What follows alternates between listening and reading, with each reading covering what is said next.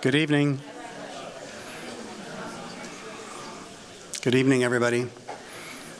I feel like this is an excited crowd. I wonder why. Good evening and welcome, and thank you for being here tonight. I'm Gary Hilderbrand, the Peter Lewis Hornbeck Professor in Practice of Landscape Architecture and Chair of the department here at GSD, and it's my honor to introduce our speakers tonight. GSD design critics and surface design principals Roderick Wyllie and James Lord. Allow me to begin by acknowledging that the Harvard Graduate School of Design is located on the traditional and ancestral land of the Massachusetts, the original inhabitants of what is now known as Boston and Cambridge. We pay respect to the people of the Massachusetts tribe, past, present, and future, and honor the land itself, which remains sacred to them. The school also recognizes the work of the Harvard University Native American program in cultivating the relationships that led to the creation of this acknowledgement. Next, a quick reminder that we have a live captioning available tonight for a virtual audience. I'm sure that there are people tapping in to listen to this on a webinar. To enable captions, you can click the closed captioning button at the bottom of the live stream window, and you can see it here on your screen as well. Big thanks to Paige and Kat and Matt, our events superstars. They always get it right. I also want to invite you to join us for an upcoming program.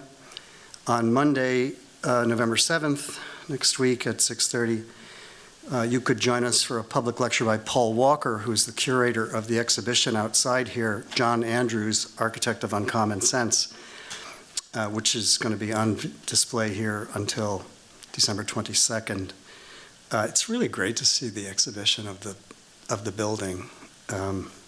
Whether you love it or you hate it, it's pretty great to understand what's behind it.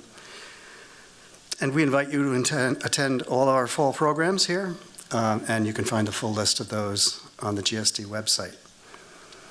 Let me turn now to our two speakers. It's my great pleasure to welcome James and Roderick here. I have a disclaimer. I'm too close to these two to have any kind of objective view of their work or their firm. Can't be done.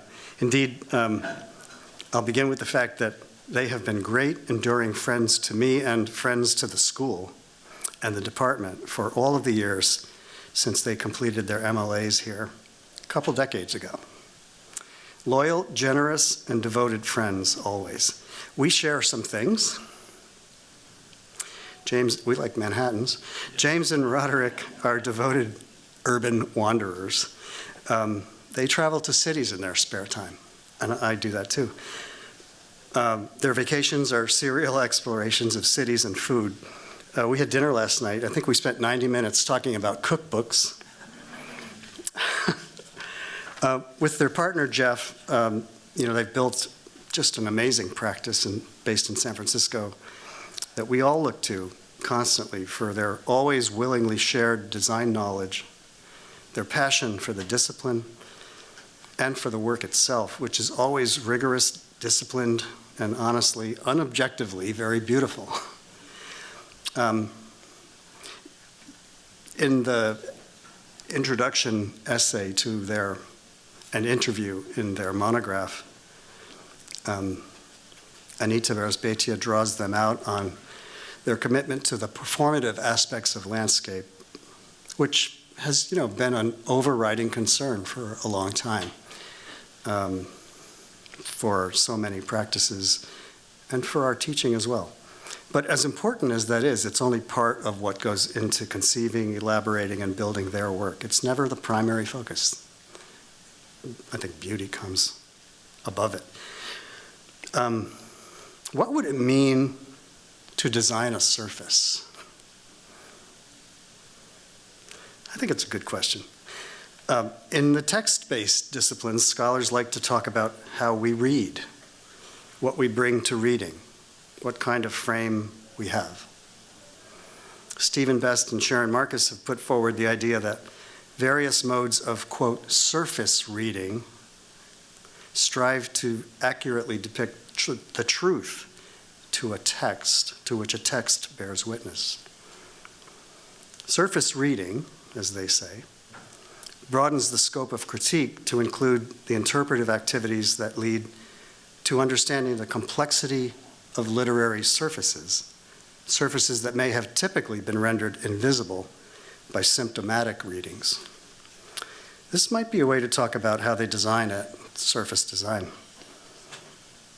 I think they're like forensic specialists. They're sort of like crime scene investigators looking for evidence so they can build a narrative construct of what happened in the formation of a site. The surface is thick, it's laden, it's drenched with information. It tells them something that's worth hearing, worth seeing, and worthy of extrapolating into design ideas, into action, into experience. One other thing to say, you're just going to see great beauty in the work tonight. And finally, the Iceland studio. Got a bunch of our Icelanders here. I think many of us, so they're teaching a studio in Iceland. What's it called? Aurora Dreamscapes. Let your mind wander with that. Many of us, I think, are osmotically gaining from the presence of this studio in the department and in the school. The imagery of ice caves, which is just phenomenal, the sensuousness of the discussion in a review last week, the all-out focus on experience, and up there in the semi-detached world of the fifth tray, a noted messiness. In my firm's work in a certain neighborhood in Cambridge, we talk about messiness without sloppiness. Right, Lisa? Design work can be messy and conceptually ordered at the same time. And I think that's what's happening up there. The students in this studio have bonded heavily, and that's a very welcomed thing. You know, in our faculty, we talk these days, yesterday even, about how we rebuild a shared studio culture in a post-pandemic world. And we talk about how we do this in the office, in our studios, right? Because it's become easy and even rewarding to work at home or to watch this lecture from the comfort of your kitchen. So I think this studio, the Aurora Dreamscapes studio, might be the current gold standard for working in the trays. So I thank the students and thank these two great instructors for that. Roderick and James are in the house, and we can feel it. Please give a warm welcome.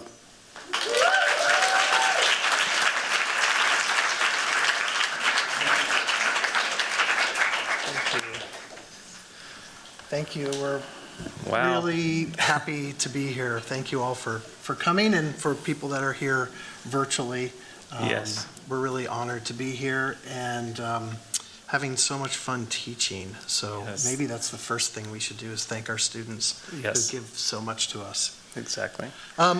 This talk is a collection of our projects. We sort of had a recognition that so much of the work that we've been doing over the last few years is connected to water and different ways. And it's connected to water in different ways because of often the location of those projects.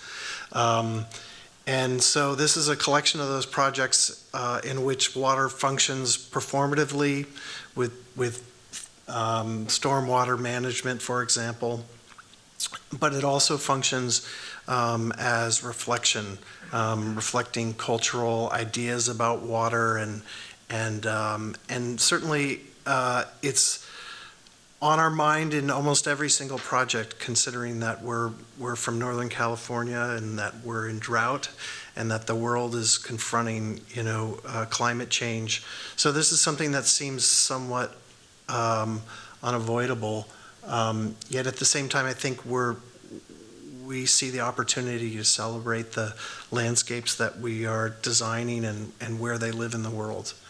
So with that, we'll start with a project that we completed a couple years ago in Seattle, which is a In the middle of a pandemic. in the middle of the pandemic, which is a fairly large-scale project. It's 40 acres, and it includes public space as well as a campus for Expedia Inc.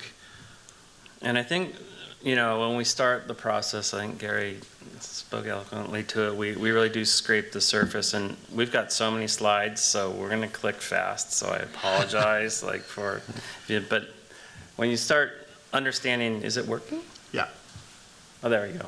You really do have to pull off, and in this project in particular, when we talk about water and use of water, it was water to start with. So you're looking at the site there, the 44 acres. There were originally 2 piers, and then slowly over time, the land was filled in, and until you got the site that we have right now.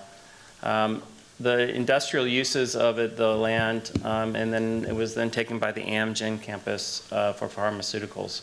So this was an interesting project. This is our vision for it. We really worked in a way that could, in essence, capture all the layers and elements that were on the site previously, but actually learn from the site itself. And to think about a series of, because it was our client was Mr. Diller, Barry Diller, who obviously came from a entertainment background. Really thinking about it in almost like a theater kind of sense, like a way of procession as you move across the site and you experience a series of distinct sort of landscapes that relate to the place, but also to the notion of a workplace at the same time. Treating this not as one of those tech campuses you see all over with ping pong balls and everything else, to actually think about that all these elements and quote amenities are actually integrated in. But it's really about experiencing the first site. So this, for us, was interesting because the Pacific Northwest, you can see how the trees are structured. In essence, because there was no land here, we wanted to talk about in essence, the artificiality of nature, but making nature at the same time. So these green veils almost continue your movement across the site, and you experience what's going on. The first actually piece of the project was the public space that was adjacent to the campus. What you're seeing on the top are various kind of easement maps that that were part of the project as it was inherited by the client. So actually the client was very willing to kind of restructure these easement maps in such a way to consolidate all the public open space. So what we ended up with was this kind of public beach condition that also sort of redirected all the pedestrian and bike uses. It was inspired really directly by the kind of beach typology that you find in the Pacific Northwest, this kind of rocky, wild beach, which at times sort of reminded us a little bit of Japanese gardens also, but clearly has this really direct relationship to the sound, and gave people a kind of new, almost sort of tactile experience of that landscape. And so this used to be an asphalt road, and so literally working with native plant communities and sourcing to, again, integrate people and movement along the edge. What was here previously was a 90-degree corner, which several accidents would happen, but it was also a location for king tide. So literally working on multiple levels of pulling it out of the sea level rise issues and then incorporating it within a landscape that then becomes performative. And so what you're looking at here, these are a series of rain gardens using native plantings. And the inspiration really came from the character of the place, as the beaches that are out there right now. And we then soon discovered the lower bottom portions, which are these series of, again, logs that were used as booms in the sound itself, guiding ships into port. And so the idea that we could reuse them and think about them as an object pieces that could engage people and orient people to the larger city and surrounds. And also to the, as you can see, to the industrial quality of the place.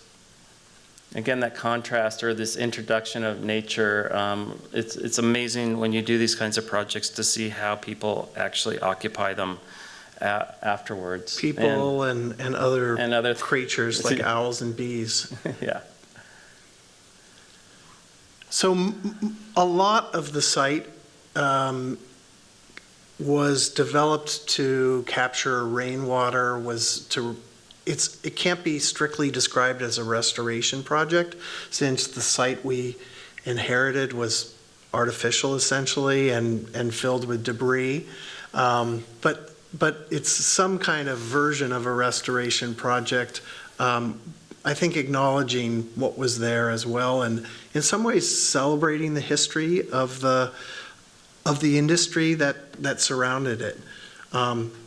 We're not going to read through all of these sort of square footages about the ambitions and finally what occurred on the project, but in some ways we're very lucky the client was really engaged in how the landscape could perform, and so that's something that shaped the character of the site and as well.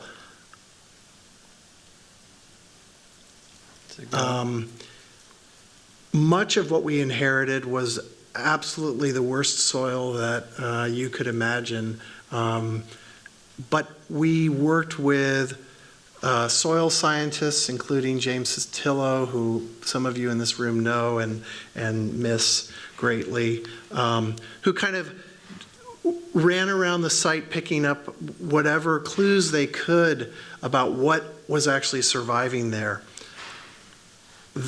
Those clues turned into It's stuck a little bit there. Yeah. I want to go one back. Those clues turned into a whole sort of composting and soil building regime that was incorporated into the site. So what you're seeing are this kind of magic compost tea, people studying in the site for what was there and then applying the compost tea. Let me try to go back one. Yeah, because I think this shot is really important for, at least for the students to understand, is that what you're looking at here, this is the site as it looked here, is death by asphalt and this remnant areas. And really we had to search to find soil. And why did we do that on a site like this? It was really important to find the right kind of mycorrhizals that are surviving out there. So they've been acclimated to a site, right? Even though it was basically the size of the lectern here that we actually were able to find. And so what we did was we then took those microbes and then interjected them, and you can see the two mounds, and grew them. So it's almost like, kombucha, right? So you keep growing, and then when you're, shoot, what do I do with this mother? But anyway, what the important part about that story is that because they were already climatized, we inoculated back in the soil, and when we brought the new soil in that had been inoculated, we literally were able to have, a soil that is already ready for that place. So it's from it and made it and come back to it. And part of that benefit that we exploded, I think for us, was through the planting. Because, as landscape architects, you put little plugs in and then you hope that the weeds don't take over and everything else. But when you actually care about the soil and you incorporate these kinds of technologies, literally they grew overnight. And all the kind of issues that you normally have to do for maintenance reasons disappeared. So it really is thinking about what's underneath, and then to create this overnight. This is part of the stormwater management. And this is also, so this part of it is about composition for us. And I was happy to hear Gary use the word beauty a couple of times in his introduction, because that is something that we're sort of involuntarily attached to in our work, which I realize is kind of hard to completely quantify. But to us, it speaks to how we organize the spaces and how we think people are going to be engaged in them. So you're seeing this stormwater management, but it's a kind of very wild meadow. I think also we were excited to, given the idea that this is a campus, we were excited that maybe this could be a different kind of campus, one that felt a little bit more closely connected to a wild nature, that would be a little bit more provocative to people to think about why some of these selections were made. And the fact that it sat right on the sound of Seattle was really important, because so many times, buildings block views, you don't get connected to a site. So part of that theatrical sort of approach to the entrance really came to us as, how do you extend the visual connection to the sound without even getting to the sound? So part of the strategy was to think about the stormwater and how you could abstract that experience on the other side of the building. And so what we did was we literally mapped the sound, and then through a CNC routed these series of stone, because we know that water features always get turned off, right? So never design a water feature that is not going to get not turned off. So part of our strategy was, well, let's still the water and then allow that to always be part of the experience, but then to introduce real water over the water, which is all reclaimed water from all the roof systems. So and as it layered together, this earth form that we created, again, spatially it does some interesting things, and also experientially. As you cross over this, you hear the sound of the water, which creates this wonderful sort of calming effect, especially for the people that use this place, but also in combination with these grid of trees. This is Roderick's favorite tree, the Katsura tree. Cercidophyllum, what's really magical about Cercidophyllum, for people who don't know, is that certain times of year that has this kind of cotton candy fragrance, which is pretty magical if you're standing So in the if middle you're of coming into the site, yeah, grove, exactly. yeah. But the earth form itself does another thing that's really sort of interesting. Besides creating a plane that then it's a simple water that just cascades over it, but it also creates a datum. And what's interesting is, because Expedia is a travel agency, there's a combination of cues that we integrated within the landscape. So this is the front entrance. You can see we reused recycled train lines to delineate the edges, and then the ombre that you're looking at starts the experience of the sound. So the shimmering of the water then in paving materials happens from the very front. You get the sense of excitement of where you're going. But this earth form you see here is, sometimes you'll see the cruise ships parked. You have no clue that there's basically the docks are on the other side. So you all of a sudden get a whole new city parked there, and you start to understand the importance of what you're doing. And there are sort of more intimate spaces throughout the site, which was really important to have this kind of variability of scales that people could spend time in. This is a diagram of the planting for two of courtyards that we designed here. These are courtyards that, actually, it's funny, when we've worked with tech clients before, a lot of times people want to do meetings everywhere, outside, all the time. Every place is a potential meeting location. But in fact, the client in this case said, actually, I don't really want people to have meetings here. I want them to just kind of walk around and have a moment away from meetings. So that's what we designed here. The way we view a planting design as a way of organizing the space, but also thinking about it and its potential impact on habitat. So you're seeing diagrams of the plants and also the associated habitat that they are promoting. And here are the two different courtyards. They're sort of marked by different approaches in terms of color and texture. And they're, I think, intended to be, and I think they are very immersive. They kind of take you away from the larger campus, even though they're kind of right next door to the building. which leads us to a kind of larger view and composition of the sort of main lawn and connection to the sound itself. You can see all these pieces of industry that are still here, and you see Seattle directly behind it, the downtown Seattle. This is still pretty much in Seattle and pretty close to downtown Seattle.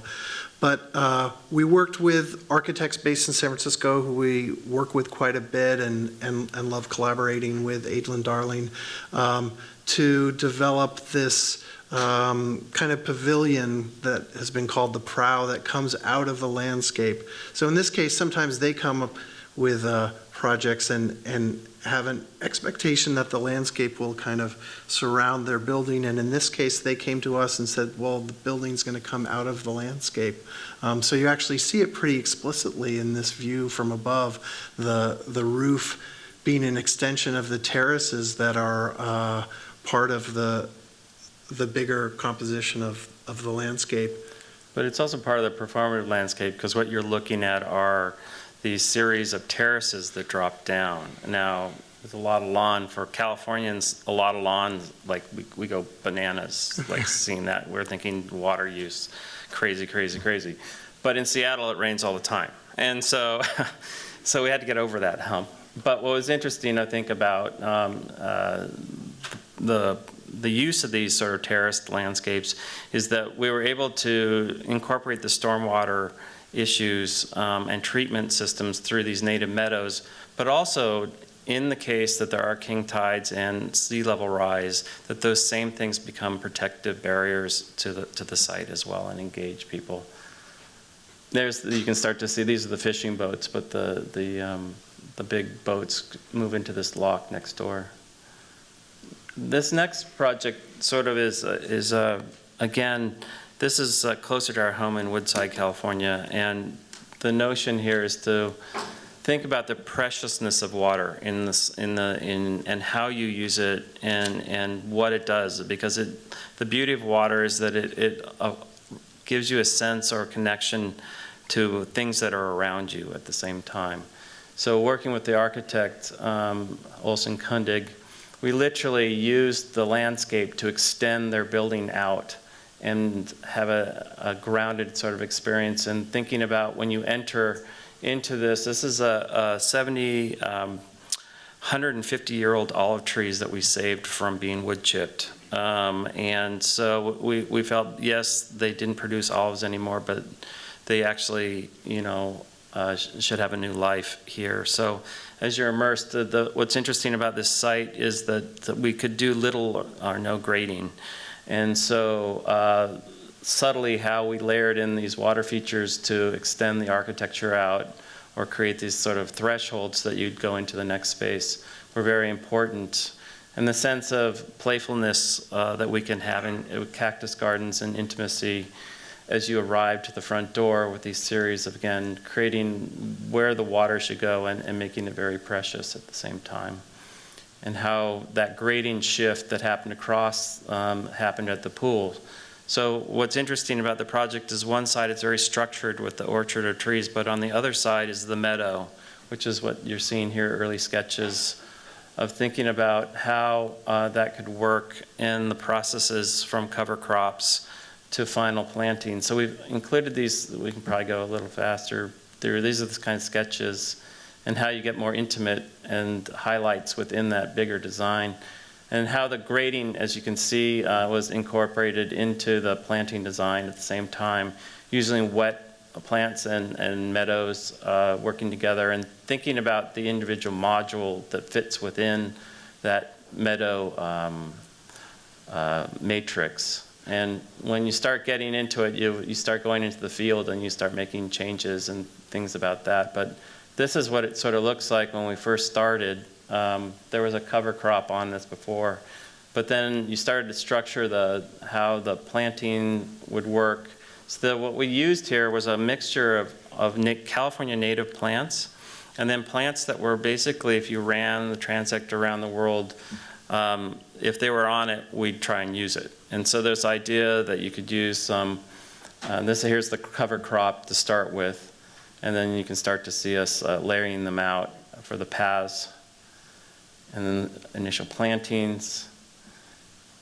And then we're just going through time here, and this is what looked like mid-time. And then this is what it looks like now. So the series of grasses and experiences. And what was quite wonderful about this garden is for the family that was in it, the client, you know, you're a landscape architect. They sort of get architects, but what really do you do?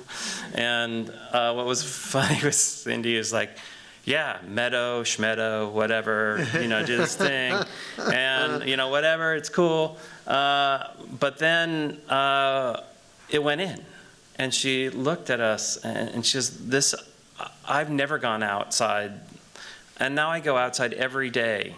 I go every day, I grab my wine in the evening, I grab my coffee, I grab my kids. In pandemic times, it was literally, it saved her life in some ways, because she was able to immerse in this sort of rich landscape. This is his actually outdoor desk. We got him outside too. Yeah.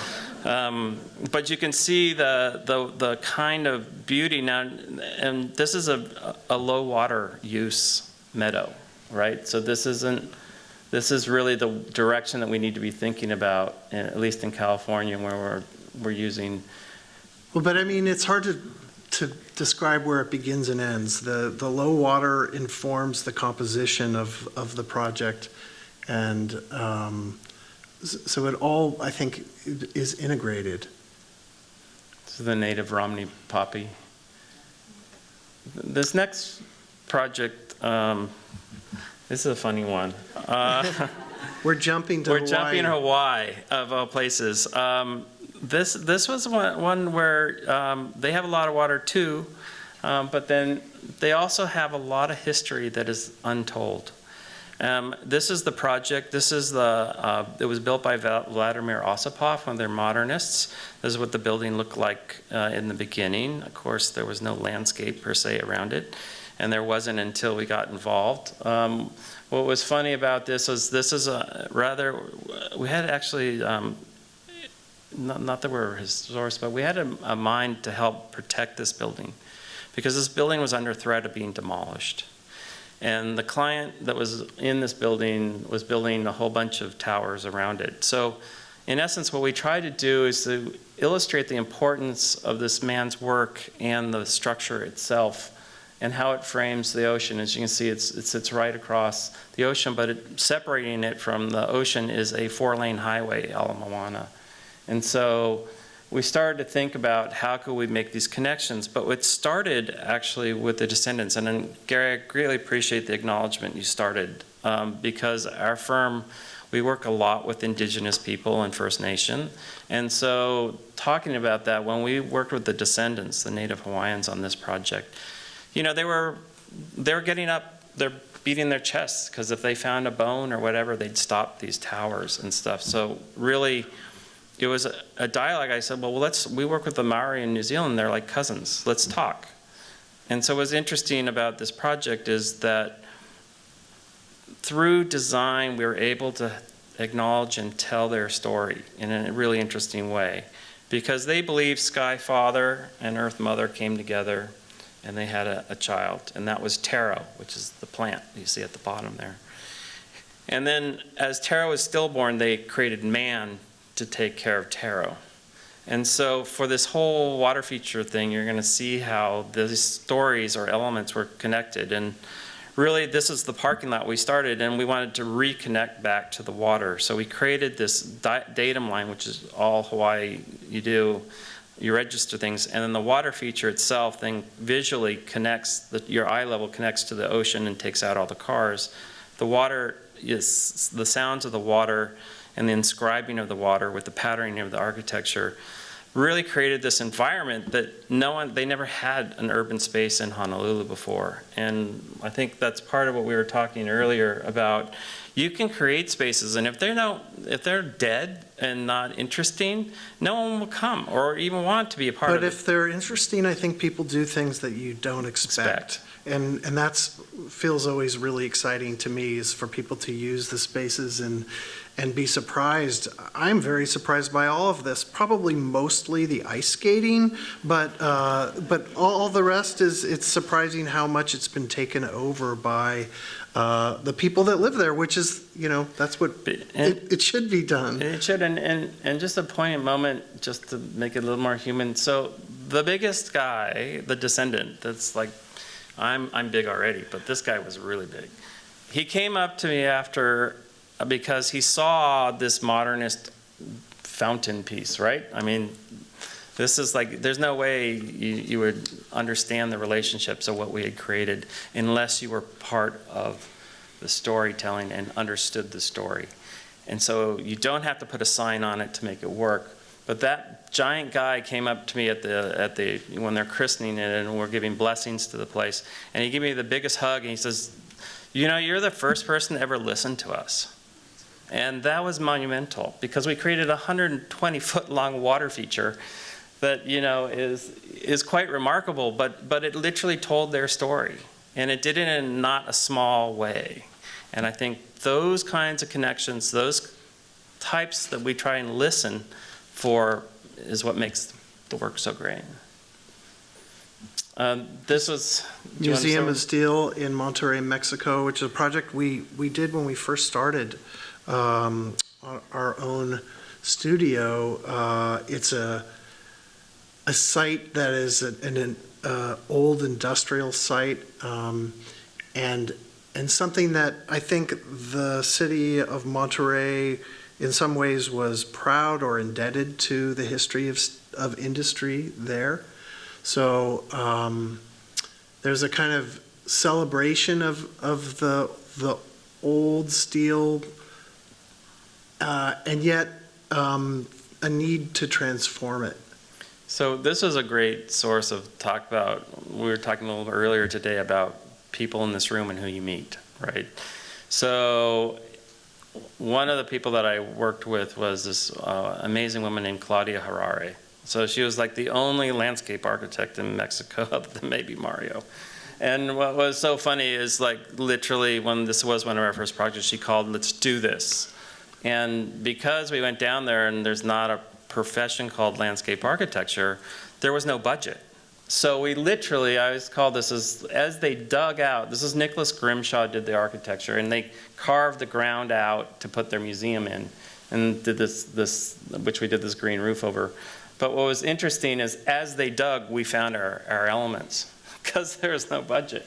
So we literally reused the steel containers that literally fused brick, and these, you can see how and we wanted the juxtaposition of the raw material infused on what it came in to the finished product. And so we would find these giant pores and elements that were buried when they had a bad pour, and they just sort of biffed it out the back, which is sort of hilarious. So you can imagine if you're from the 70s, some giant wax mold. But we also broke down the material and reconstituted the concrete. We reused the cladding on the old hall to create this water feature that's 200 meters long, and it's where the train tracks used to come. So Claudia and I, and Jeff would all be sending stuff like this back and forth to each other, like this, wider, make it this, and then through fax machines mostly. Through fax, yeah, and everything else. To see how and it does an optical perspective, because the water looks like it should be going the other way, which is why the trains used to come in, unload, and pull back. These are also remnants of the ore that we then did. This is what low-tech design here. It's literally irrigation to create the mist, but they look like giant hot rocks as you arrive, which is what you would expect, but it's actually cold and cool, so it actually becomes a sort of outdoor air conditioning people that can learn about the process and the materiality of the place, while at the same time enjoying a nice breeze. The roof here, we've included this in because this was the museum below, and the architects actually wanted to mound this up and put trees on it, and we thought, this is amazing, this sculpted roof. So let's just do and rethink about what that could, and this is the buildup literally of of the roof going from the soils to creating the world's, Latin America's largest green roof. And this roof, as you can see here, is completely non-irrigated. So this is in our show because really the scale and the ability to do non-irrigated green roofs is really important and becomes this showpiece. So now when you're on this, rather than doing the trees and just doing sedums, you can now read the mountainous landscape that this thing sits within, which is really, that's the icon of the city. So we're really using the architecture to help set up the connections to the larger city. And then, of course, they went Vegas on the inside. This was the old blast furnace. And then you can see the water feature here, and you can now, people can go up the lifts. But really trying to distill this material, this reused material, and the concrete, everything is basically from the site. There's nothing imported. The hardest thing for us on that project was to get plant material, because there are no nurseries in Mexico. So that was interesting. And now is a sort of a detour briefly to a project that's not complete, but just to sort of expose the process of a water feature that happens to be in our project. This is a small garden in San Francisco. This is actually the courtyard part of it, but it includes this tall water feature. We started working with the water features consultant Fluidity out of Los Angeles, and we were talking a lot about how to kind of animate that water, how to get that water to kind of have a sort of light effect or a kind of change during the day. So we started thinking that maybe we could actually treat the surface that water comes over as a weaving, something that kind of interrupts the flow of the water. So we started looking at people like Annie Albers and other kind of weaving textile artists. We have a friend in Los Angeles named Liz Robb who does textile art. And so we asked her if she would be willing to do a couple of samples that we would maybe cast in bronze for this surface of the water, and actually then make larger samples, which is where we are in the project right now, which is what you're seeing. These are about, 4 by 2 or something like that. And they're basically bronze casts over these weavings that Liz has done. So the next step is to test it out with Fluidity in terms of the water movement over these samples. But a lot of that was the whole design is how much, not as much water can you use, right? Because it's not about a big pool, it's about visually seeing the contrast and minimizing the use in a very small, intimate way. This is the Uber headquarters that we did with shop in downtown San Francisco in Mission Bay district. And this really is, again, this layering and understanding where the site was. It was actually a part of the bay. You can see it in the pink here. And the notion is, as it slowly got filled in, now we're extracting that out again. And so discovering where it was in the seawalls then had influence. So this is Mission Bay, you can't even recognize this anymore. It's literally filled in. So the main component of the project is a public space. It's a park, essentially, and we're trying to figure out all kinds of ways to attack that, kind of create space. What are some sort of precedents that might be a little less expected than what we've been seeing in the development of this neighborhood? I think we've seen a lot of landscape architecture in this neighborhood that feels very formally connected to the architecture, and I think some of it's pretty well done. But we were excited about doing something a little wilder, a little bit more kind of, I will say, sensual. We started looking at painting. So this is Robert Motherwell. And actually, this is one of the first sketches that we did for the space. It's a space in between buildings. So there's circulation, but we wanted to carve spaces out. And ultimately, this is, one of the first versions of the design. We started thinking about people like Pina Bausch, which is what you're seeing right here, this Carnations performance in which, there's this kind of delicate path through the space that kind of creates the dance.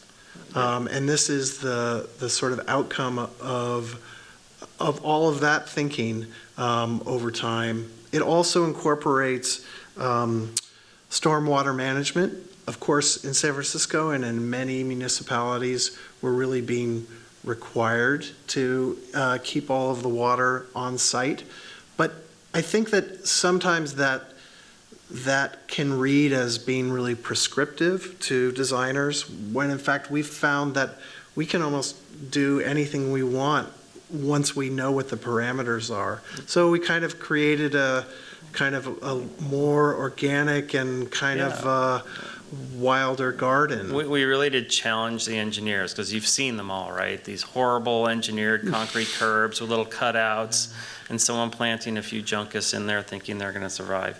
Well, this is the same, a totally different approach. Like thinking about, just like you saw the dancer, we tiptoed through creating these sort of elements that could organize the runoff to these certain beds, but treating them not as these engineered things, but as these plantings. And we also wanted to, there's a component of bringing the geology and the seismic history that's such a part of San Francisco into the project. So we actually ended up sourcing these pretty gigantic pieces of stone. This is us sort of selecting them. But we wanted also to expose the sort of artifice of this. So the stone themselves are at times polished, at times rough, and this is us working with one of the people we collaborate with in San Francisco, Jim Spar, to kind of create these sculptural pieces, but also, as I said, you know, in these public projects, we don't know what people are going to do. We just hope they are mostly safe, and I think that ended up being the case. So here you can see part of the construction and then the finished element, and you can see how we really tried to play with the rustication of the ground plane and the transference of water across the site while handling fire trucks and everything else that you have to do in a city. So this is literally a functioning lane.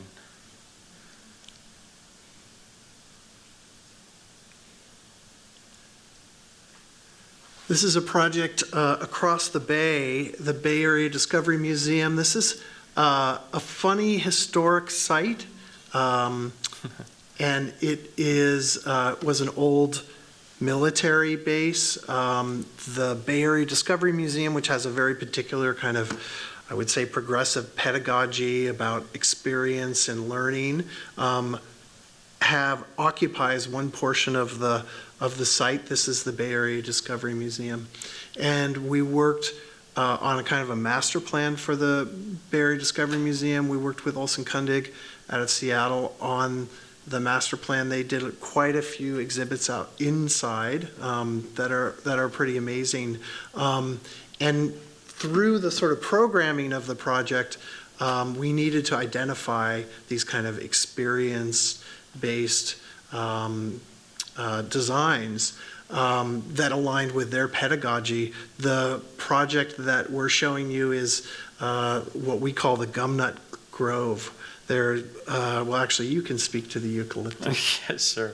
Because I'm half Kiwi, right? Yes. That's why Yes. it's Australia. Yes. No, but what's interesting is so growing up in California, the eucalyptus is what we call an endemic species. Like, it's part of our culture. It was brought in originally to do train tracks and all these things, and you know like Australia, we have very similar climate, so it took off. And so really, where I grew up, I was surrounded by eucalypts. So we took the inspiration, because as kids, because this is a children's museum, of picking those things up, and rather than throwing them at your brother, like, what could we do to actually inspire ourselves to engage with the forms, and so that all of a sudden you start to recognize the importance of these trees and the scale and the size and how you can engage with them. So we designed these giant gum nuts that you would, in essence, climb up to and experience and hang out in, and then have various different experiences and levels of engagement for the children to literally grow their bodies and engage with the trees safely. And it's all been designed so that adults can chase after them. And half the time, some of our friends who said, "Oh, you guys did that?" And she says, "Oh, I love going in those things all the time." I go, "But you're 50. Yeah. But, they also, a project like this is so much a product of a collaboration with a client, and this client was really eager to have kids challenged. The idea that this is maybe a little bit scary and a little rickety at moments, though still safe, felt really important to her. So I will say, actually, it is a little bit scary. You feel like you're kind of hovering above the ground about however high you are off the ground. Yeah. And then sliding down this, eucalyptus-leaved tunnel. So you're just like the leaves falling, you're falling through, so you can see from the last gum nut down the slide. And these ones that are, again, these sort of for smaller scale kids to make house and live in a gum nut. But also, this is part of thinking about access. So this is, not every kid can climb up to the top gum nut. So we needed to make sure that we created a kind of equivalent experience for kids on the ground. So the ground became a very important part of the whole project. And now we're jumping all the way south to Palm Springs to talk about the desert and water in the desert. This is a residential project that in some ways I think functions as an oasis. It's a garden that's about the desert and about celebrating the power of the water in the desert. And it first started with this image here, which is Sonny Bono, who was the mayor of the city before becoming the congressman. And so it was this sort of funny situation where you have this dramatic landscape pieces and then you've got these celebrity characters that occupy Palm Springs. So it led to this crazy drawing like this. And an organization where we literally, in this case, took out the front yard. So there's no driveway in except we put it down at the bottom, but the driveway used to be up in the middle there. And so in Palm Springs, what they do these giant sort of hedges that ring these properties. And so turning what this used to be driveway, becomes the new entrance to the place. So we created basically a garden that wraps around the whole house. So there's no back or front to this design. And then we planted, because some of the imagery that we used with Sonny Bono, the idea that it was a pink landscape. And our client, his nickname is the squirrel. And so With the pink landscape refers pretty specifically to the mountains beyond and that kind of time of day in which they're this like kind of glowing pink. But we've tried to work with this grass before, and you sort of need the right climate for it to actually turn pink. Muhlenbergia capillaris for anyone who wants to know. And so you see it there with the mallow, but we also paired it with the pink cacti, the Paris. So it's sort of interesting as you stroll this garden, because it's a garden that is not, it's from the place, but it's actually capturing from the real place and not the artificial place that people have done in Palm Springs. So this is just a little before and after, but there used to be a swimming pool in between here. And so the idea here is like, can we create or use what I call the borrowed landscape? So literally all the palm trees of the neighbors feel like that we get. And likewise, the other direction to the mountain. So literally, there is literally thousands of homes in between this end of this pool and the mountains. But how do you actually create it? And you can see when Gary was right about, we do love to travel. And Roderick and I love going to gardens. And we always laugh that you'll always find James and Roderick at a garden with a bunch of old ladies. Because that's like who goes to the gardens, in a respectful, right? admiring way. Of course. And so this garden had a really interesting, this is Diego Rivera's. On the bottom right is Frida and Diego's house in Mexico City that probably a lot of people are familiar with. Juan O'Gorman is the architect. But on the top is also probably a garden that some people are familiar with, which is the ethnobotanical garden in Oaxaca. So we were, of course, fascinated by this sort of dramatic form Of the soldier cactus. that in these kind of, in Mexico, and we knew we could possibly kind of play with that idea in a place like Palm Springs, and then also use water to amplify that. So part of this was that, you know, this was a single guy, and he didn't want to feel alone. So the cactus themselves all have their own little peculiarities and personalities, so that when he was out there, he never felt alone, especially during the pandemic. And yes, he did hug and name most of the trees. Yeah. So, you know, these connections you can make with people. This is a much larger connection we're quite proud of. We've been doing, as I mentioned, I am half Kiwi, and so we were working a lot with the Auckland International Airport, and this design, they asked us, we need to change the character of what the feeling at the airport is. And I say this all the time, but it was actually true. When I was a little kid, we'd fly in and you'd see sheep and meadows and everything there. But over time, the tin sheds invaded, and you couldn't tell in the engineers' curbs and everything. So you couldn't tell whether it was Oakland or Auckland. And so they asked us, how can we get back to Auckland? And so we had a whole bunch of unsuitable soils, and you have no money to do it, of course, which is always the case. But we wanted to incorporate stormwater treatment and a storytelling or a narrative in here. And what's really interesting is we created these large earth forms that, this is about 5K of highway. And these forms here were created out of one's first engagement in New Zealand. So the Maori arrived about 1600 in giant wakas, these big canoes from Polynesia.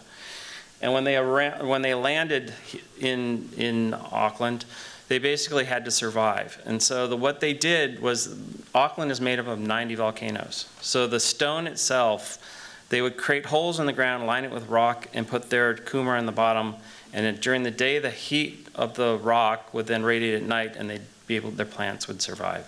So when the Europeans came, so my side of the thing, came in, and we did the same thing to create, because New Zealand is like Portland, it's not like Hawaii, and so you have to sort of adjust. So we created the hedgerows that then created the big orchards for the great wine and kiwis and all that kind of stuff. So this then became sort of this iconic, when you go to New Zealand, you see the hedgerows. So the earth forms, what we did was we took all these sort of layering of how one has engaged with New Zealand and created this big entrance feature that is all planted with that endemic species of the hedgerows, but the native grasses. At one point, we were told that we took up every single native hedge material in the whole country to plant this thing. But was also is the excitement of travel right now. And so we created these mini earth forms, these sort of, we call them the blades, which is the abstraction of the jet engine. Because, you know, when you're driving to the airport, you're going way faster than you should be. And so you get almost a cinematic approach is what we were doing with the ground plane. And then using native materials, the rocks and the shell of the beaches and stuff that used to be here, you get this wonderful sort of clicking along. So the excitement of about to leave for your flight or coming home. These are sort of the language. It's a funny thing, because when you do things like this, there's two stories I always love to tell, because you put something out there, you never know how it's going to be interpreted. And when this thing was going in, it was during the Lord of the Rings period. So I kept on saying, so what are those earth forms? Because the grasses were just hair plugs. And they kept on saying, oh, that's Mordor. So they're like basically connecting this film to the landscape.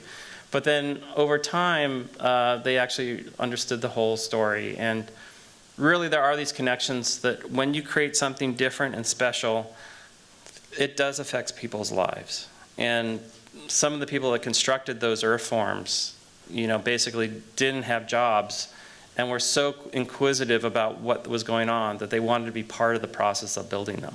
So these sort of connections that you can make through landscape are quite unique. And that leads on our last project. So this is our last project. We're back home in San Francisco. This is the Land's End Visitor Center and landscape. This is the Pacific Ocean on the left. So it's all the way at the far west side of the city. And we kind of inherited, and we've inherited this a few times, a parking lot. But it's a really spectacular site. It's kind of historically really important. There were baths there, the Sutro baths, that famously kept burning down. And at this point, they're a kind of ruin, and that actually has its own ecology. It's a sort of brackish water body that's there. People climb around there and kind of do what you do in ruins, imagine the past and kind of commune with the Pacific Ocean. But this is a site that is essentially the National Park Service site. What you're seeing is us kind of going into their archives of artifacts that have been in storage and wondering if we could possibly incorporate those into the design. In terms of the water story, I think this is one of the most complete. All of the plants that were used in this project were sourced from the exact watershed of the site. So that means that the plants were sourced by cuttings typically, and then grown in a National Park Service nursery in the Presidio, which is a little bit north of here. So these plants are made to survive with no irrigation. They are plants that then we kind of inherited to integrate into the composition of the project. But actually what you're seeing are the tags that describe the watershed location and the species and the collection date. Actually, this was quite a while ago that we did this. Yeah. We also needed to make sure that the soil that was used on the project met their criteria, which meant that it was pretty sandy, needed to be sandy, permeable, because there is no irrigation, as I mentioned.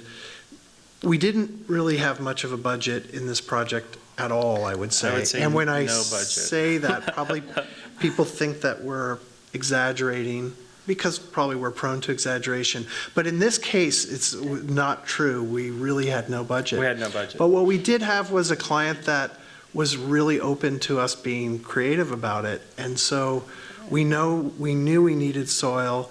And so we started tracking down all the various excavation sites in San Francisco. And this is a warning to anyone that wants to work for us. Our employee number one, we used to nickname him the Sandman because he would run around to all the construction sites around San Francisco and take little samples of what they were pulling out. And then we had to negotiate with the contractor, will they dump the soil at the very end of San Francisco for us to use for this restoration. So that's what you're seeing. This is 10th and Market. This is now a tower, and we ended up negotiating them dropping off the sand, which created this kind of very native landscape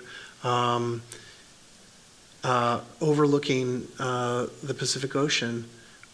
We also wanted to think about how the landscape functions in terms of wind. It's extremely windy there for people who haven't been there. So we started studying these kind of dune fencing that would kind of shape the ground. And so what you're seeing here is us having the contractor installing this dune fencing that creates a kind of microclimate for the planting on, in between. And also starts to kind of tie back into the Monterey cypress that are just directly north of the site. Again, because there was no budget, all that wood that you see here, including this bench here, actually came from what was harvested from the trees that were on the site. So they were hauled off, and we coerced one of the guys to to mill it, as you can see here. And you can see the direction here. This is, and again, it's sort of a funny thing how you can challenge yourself, but this bench is completely sort of ADA accessible. And so they don't have to look like they look off the catalog. But the pull-up, backup space, all that kind of stuff, armrest can be integrated within the design, and the wood coming from the site just, again, ties it more to the site. The interesting thing is this was also where all the oyster shacks used to be. So when they were building this thing, we discovered tons and tons of oyster shells, which we then used as the mulch.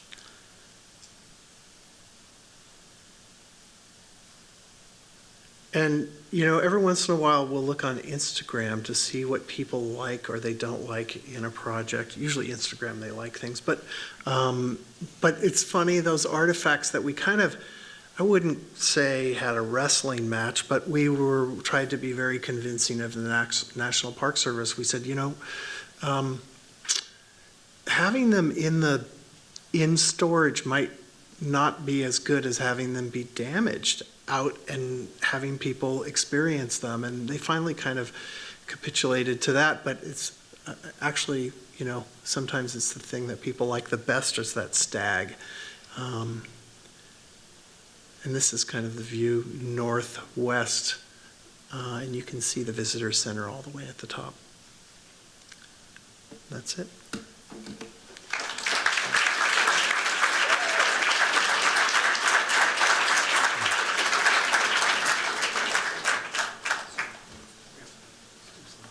Yes. Oh, no, okay.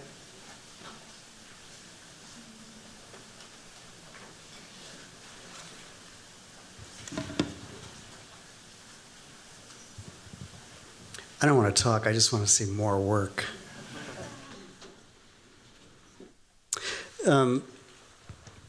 It's wonderful work, and I feel like there's just a great amount of humanity in your work. This is because I know you well, but the way you speak about your work with others, Jim and Alan at Olson Kundig and Claudia Harari, Grimshaw, Liz Robb, you speak with tenderness in a way about the people you work with, which I think is a characteristic that I have deep appreciation, even now, a more deep appreciation of. And I think for the students especially, this talk is like a clinic about how to work. Because you show like the roughness of your sketches and the trickiness of working with contractors to how to lay out a meadow. Contractors, they'd never done that before, right? Put those guides out. And the matrix, you know, it's a pain in the neck to do that, but I just feel like you're really teaching about how to do the work, and this isn't a question, this is an appreciation. And we don't have a lot of time, but I just want to open the floor for questions or appreciations, if that may be the case. And we have some mics. George. George, take the mic. Oh, thanks. Yeah. I'm wondering about the maintenance issues, you know, because all those plants and the edges that you've created and steep slopes and whatnot, I'm imagining, and I know that you were probably thinking of this too, but if you could just speak to that a little bit. Is this live? Oh, yeah, it is live. Okay. Well, absolutely. I think that's the first thing we start to think about, because what there is this fine line of being able to get the careful balance between the plant needs and what budgets cost sometimes. And so when we challenge ourselves to incorporate and attack the soils, whether it's my friend the Sandman finding the right soil for those there, or us finding the microbes, digging through the site to find the right thing. Those little small efforts actually go a long way towards maintenance, because you're creating a healthier system, and the plant material in essence takes care of itself. Now the compositions and of the mixes and stuff, what we try and look at, especially is the stuff that was in Seattle, looking at endemic, native species, and where they actually live together, right? So it's almost like, which I had a wonderful magic time of hanging out with Roberta Burley Marx early on in my career, and so he would go out and understand where these plants were in nature, and then come back and compose with them. So that, I don't think that's lost on us either, because I think that notion of what you put next to who is really important. And one of the projects and that goes culturally too, which is interesting. We have these projects in New Zealand, and at one point we thought it would be really important that we would plant these banks with eucalyptus. And underneath it, we would plant in New Zealand species, native species, because they take longer to grow and they need special sort of environments for them to sprout up and take over. And we were working with the Maori, and at one point he stopped me during the show and he said, because what I said was that, well, once the New Zealand species get tall enough to survive and not worry about competitors and stuff, we'd cut all the eucalyptus out. And we thought, well, eucalyptus, Australians, they hate them, so it's all right, it's all good. But the Maori actually took me aside and by the ear, basically, and said, wait a second, you can't do that. Because it's like cutting down your big brother that's protected you for all this time. And then even though it's in a totally different species, and you're planting it, quote, because no one's going to cry if you take out a eucalyptus, was actually the opposite. And it's those kinds of relationships of working with culture and planting and caring for the land that you can learn are so important. And that trickles in a long way down to the maintenance as well. My response to that question is maintenance is always a really big problem. And we try to create maintenance manuals to combat that. We try to design in some sense of forgiveness in what we design. Can this actually be able to be changed and still maintain its sort of integrity or its essence? But it's a garden or a landscape, and that's the nature of the beast, where it's wild, it's untamed.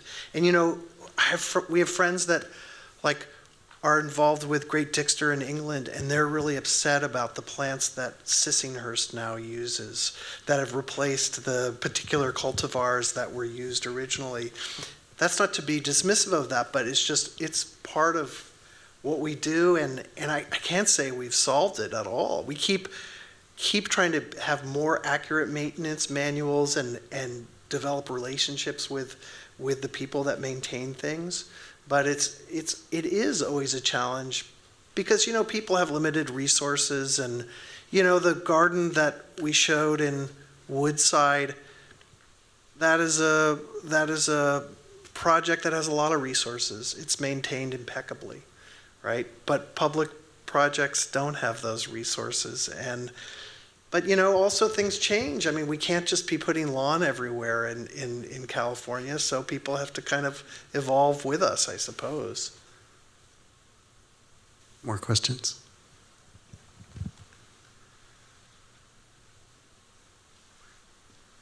Just following that, if you don't mind. George, Yeah. part two. Yeah, part two. Actually, I was wondering about, you had said earlier, don't design a fountain without considering what it's like when it's dry. Correct. So I would assume, to some extent at least, that in the design of these they're not really geometric, they're sort of like super, biomorphic or something, that perhaps you're thinking about how entropy takes hold, and not just with the plant communities and all that, but the edges, and the steepness of a slope. Like the eucalyptus trees create one kind of environment, but what happens, I'm thinking of a Dan Kiley project I had seen years ago in Philadelphia that started out as a grid and a bosque of locust trees. And then it just fell into disuse, and then grass came up between the bricks everywhere, and it reminded me of a savanna. It was really quite nice, even in ruin. But wondering about that. Yeah, Go ahead. I'm wondering if we might be, the Dan Kiley model is probably not where we are right now, and maintenance might have something to do with that. The project, the Pierpoint Lane project in San Francisco has a kind of wildness that might be a little more forgiving. I mean, time will tell. I actually love Dan Kiley, and I love that sort of formality.